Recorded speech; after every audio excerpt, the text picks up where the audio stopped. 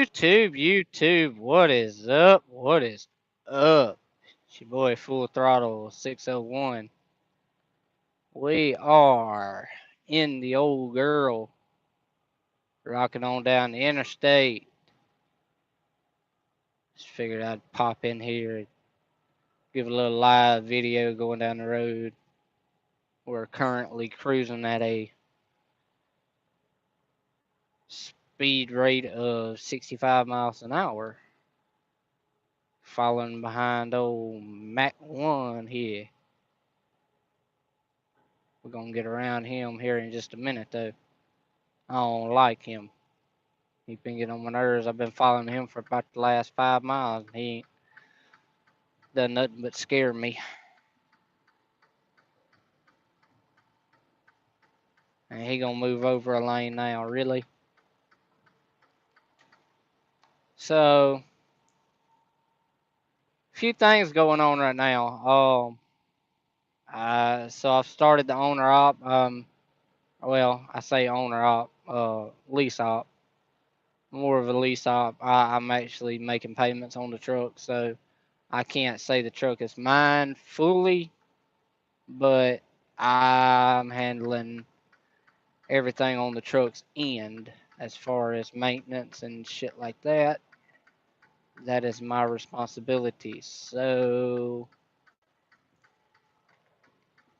I started that. I'm about three, 3 or 4 weeks in. I don't know exactly. I want to say this is week 3 of it. Driving under Snyder National. I've got no complaints as far as Snyder's concerned. I've got no complaints. They take care of their drivers. I mean, they really do. Snyder has so many terminals. It's not funny. I mean, there's terminals everywhere. I mean, places you wouldn't even think a trucking company would have a terminal, they do. So it's one of them things where you've got more places.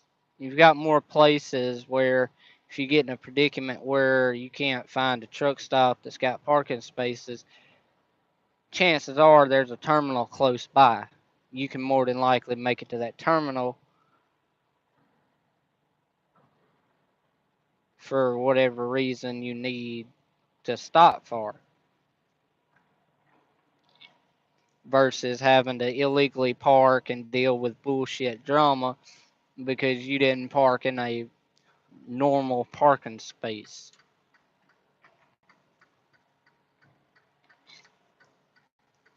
So, yeah. Now, their freight, I love their freight, their rates as far as freight. I try to average, a dollar, at least $1.50 a mile. I have booked a few loads that I got right at $2 a mile on, which some of you folks that probably doesn't seem like a lot, but for me, $2 a mile for 800-900 miles, I'm happy with it. I mean, I like making money, but at the end of the day, I'm not trying to become a millionaire. I'm just trying to handle my bills. As long as I can keep my bills paid and keep food on the table for my kids, that's all I'm worried about. I mean, my kids come first, and they know that when Daddy leaves, he's not just leaving just because he wants to. He's leaving because he's got to go to make money. So, they understand, and that's what really helps me is the fact that they fully understand that every time I crank up my truck and pull out the drive, just leaving because I don't like being at home. I'm leaving because I got a job to do, and somebody's got to do it.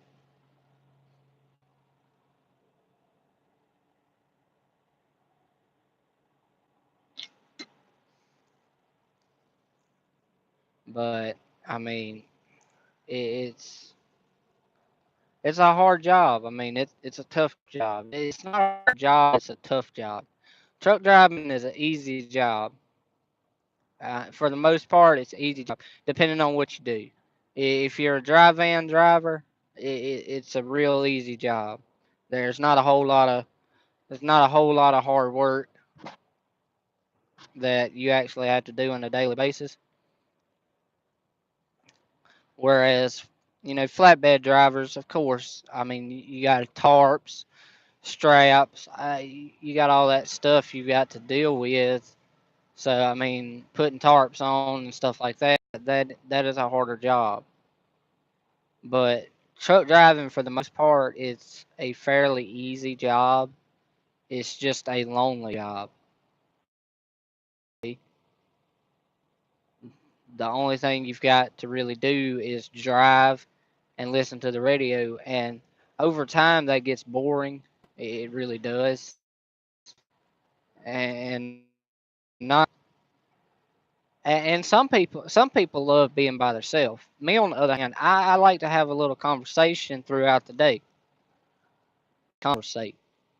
That's one reason why I've started doing the YouTube videos, because I mean, it's something else to do during the day versus listen to the radio, because I mean, you can only listen to so much radio and so much music before you just go fucking crazy. And most of the radio stations play the same freaking music over and over from day to day. Like, they'll play the same songs throughout the day, and then the next day they'll play the same songs at the same time they played them yesterday. So, radio stations are just like killers. Sirius XM's the same way.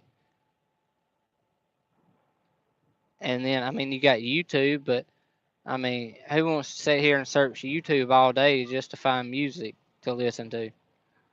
And you make yourself a music playlist. Well, I mean, that music playlist, eventually it's going to get old. Eventually you're going to get tired of listening to those same songs.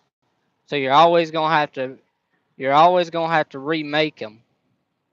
You're always going to have to redo it, put new music on there because you're tired of listening to what you already got put. So, I mean, you got to find something during the day to do to to actually help you stay sane. Or I do. Some people don't. Some people can drive all day for 5 years and never turn the radio on. I can't do it. I gotta have something. I gotta have something.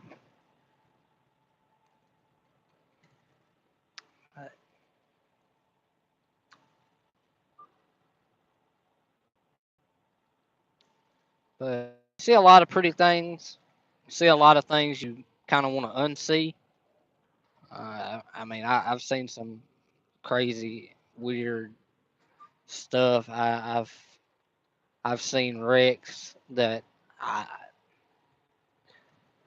I've seen wrecks that I sit back and wonder how everybody made it through it all right. Because you see a wreck and see a car just mangled, and everybody's okay. And that's something that everybody takes for granted. We all take life for granted. I mean, life is a thing that we need to quit taking advantage of. We're not promised tomorrow, and we need to start acting that way, because any given time of the day, it could be our time. And once it's your time, it doesn't matter what you feel like. It doesn't matter if you're ready or not. It does not matter. You cannot be ready. It doesn't matter. If it's your time, they finna be putting you in a box. I mean, somebody is gonna be putting you in a box, regardless of if you're ready or not. So we need to stop taking life for advantage and start living our lives one day at a time and decide how we're going to live that life. Not, oh well, 10 years from now I want this, I want that. It's nice to dream, but don't get lost in that dream. Don't don't promise yourself anything, because God doesn't promise us tomorrow. Everything on his schedule. When you're born, God already knows when you're going to die. He's already got that date picked out. That's just that's just life. I mean, that's how it is. And you may live to be 60 years old. 60 years, and you may just one day have a heart attack and die. And you may only live 30 years. It's all on God. It's He's got a master plan for every one of us. And the ones that do know him, it's our goal to talk to as many people as we can and get them to know him. Because at the end of the day, no matter what color you are, no matter what race you are, no matter what sex you are, no matter what your sexual orientation is, we're all brothers and sisters at the end of the day. We're all children of God one way or another. Now, some of us may have different views than others. Some may have different opinions than others. That shouldn't matter. I mean, everybody can have an opinion. That's that's just like everybody can wear their hair like they want to, and they shouldn't be judged for the way they wear their hair. They shouldn't be judged for their sexual orientation. I mean, whether you be homosexual, straight, bi, lesbian, gay, whatever. But as Christians, we need to sit down with those folks that are gay or whatever the case may be. We need to sit down with them and let them know that God doesn't like that. That's that's not that's not a glorification of God. You're not glorifying God by being gay.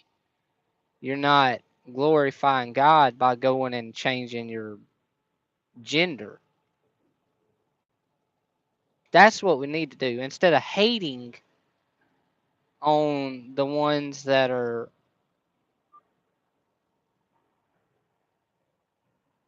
gay and lesbian and stuff like that, and transgender. Instead of hating those folks and not speaking to them, we need to sit down and speak with them and say, hey, look, God doesn't approve of this. This is not an approval from God. You're disgracing God. You realize that, right? And just sit down and talk with them. And I guarantee you'll get a lot further by sitting down with somebody, being nice, than you will by hating them. And the Bible says that we're not supposed to hate anyway. It says love thy neighbor. Love thy neighbor means their friends, their family, and the general public, because you never know who your neighbor could be. When the Bible says love thy neighbor, it's not talking about just love your next door neighbor and hate everybody else.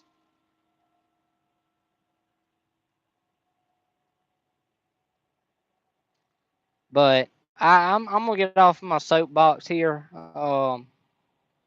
I hope the ones that tune into this live show later on, I hope y'all enjoy it. Um, because it looks like we haven't got any views, which I don't have very many subscribers, and that's one thing. Be sure to like and subscribe if you have tuned in and you're still in the far. If I entertain you, hit that like and subscribe button, and I'm gonna leave on the same note that I always leave my videos on. You can't make no money with that left door open. You can't make no money if you don't leave the bullshit shenanigans behind at the house where they belong and come out here with a clear head. Those of you that are up north, Pennsylvania, Illinois, Ohio, New York, places like that, y'all be safe, be careful. I know y'all got some snow in that way. Probably used to the snow. Us country boys down here in Mississippi, we're not used to that shit. We don't handle well in that shit, but we try to survive in it. So if you see a truck that looks like he's having trouble navigating the road, just know he's more than likely not a fan of the freaking snow. Peace out.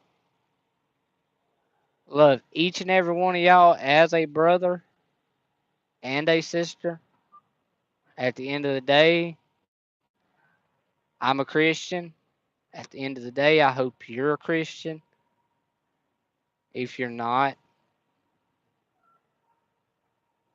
you need to think about it.